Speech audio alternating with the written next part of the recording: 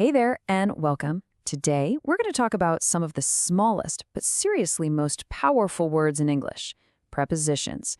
You know, those tiny words that are so easy to miss? Well, it turns out they're the secret ingredient to making your English sound natural and fluent. So, you ready to fix that? Let's jump right in. Have you ever had that feeling? You say something and it just sounds off, like a piece of the puzzle is missing. Well, 9 times out of 10, that missing piece is a preposition. The trick is to stop thinking of them as separate words and start seeing them as verb preposition teams, little power couples that always stick together. Get these teams right, and I promise your English is going to take a huge leap forward. So, here's our game plan. We're going to start by fixing some super common phrases you'll hear at work. Then, we'll dive into how to express your opinions with a lot more confidence. And finally, I'll give you a handy little toolkit you can take with you. All right, first up, the workplace. This is where getting your prepositions right can be the difference between sounding okay and sounding truly professional and precise. Okay, here's a classic one. I need to respond the email. It feels so close, right? But it's missing its partner. The verb respond pretty much always needs to right beside it. So what's the deal here? It's simple, really. Think of respond and to as a permanent team. You are always directing your response to someone or to something. They just belong together. Can you hear that difference? I need to respond to the email. It just flows and it sounds instantly more polished. That's the power of that tiny little word. All right, let's talk about focus. I hear concentrate the task all the time. But again, we're missing a key part of the team. The correct partner for concentrate is always on. Here's a way to remember it. Think of the word on like a spotlight.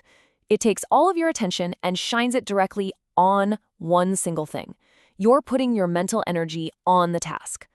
So, next time you need someone to focus, you can say it with confidence. Please concentrate on the task. Sounds much better, doesn't it? Now, this one can be a little tricky. You actually can say prepare a presentation if you mean you're physically creating the slides. But if you're talking about the whole process of getting ready for the event, you need the preposition for. And that's the key difference.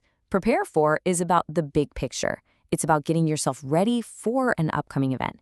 It's the whole shebang, not just one part of it. This phrase really captures that feeling of getting everything in order. We must prepare for the presentation.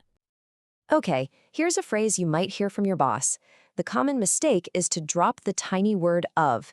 Let's see why that little guy is so important. With this one, the team is always remind of. Think about it this way.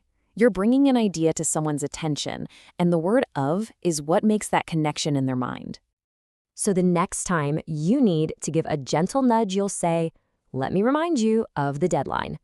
Perfect. All right, we've nailed those professional phrases. Let's switch gears and get a bit more personal. Now we're going to look at how to express your opinions so you can speak your mind with more confidence and authority. You know that moment when someone is absolutely determined to pay the bill? They're not just insisting, they are insisting on it. That little preposition makes all the difference. The rule here is that insist on is the complete phrase. That on adds a layer of force and persistence. It turns it from a suggestion into a friendly demand. See? You can almost picture that friendly argument over the check, can't you? She insisted on paying for lunch. And for our last one, let's talk about disagreeing. When you want to state your opposition, you don't just object an idea. You need that little connecting word to aim your objection at its target. In this case, the preposition to acts like a bridge. It connects your objection directly to the thing you disagree with. Without that bridge, the sentence just kind of falls apart. And this is how you say it with real strength and clarity. I object to that idea. So let's wrap this all up in our final toolkit. We've looked at 6 super important verb preposition teams: respond to, concentrate on, prepare for, remind of, insist on, and object to. Seriously, the secret is just to think of these as fixed pairs that never break up. And that brings us to the end. But honestly, the real learning starts right now. Take a look at this list. Which one of these verb teams are you going to make a point to use today? Because active practice, that's what turns this knowledge into a real skill. Go try one.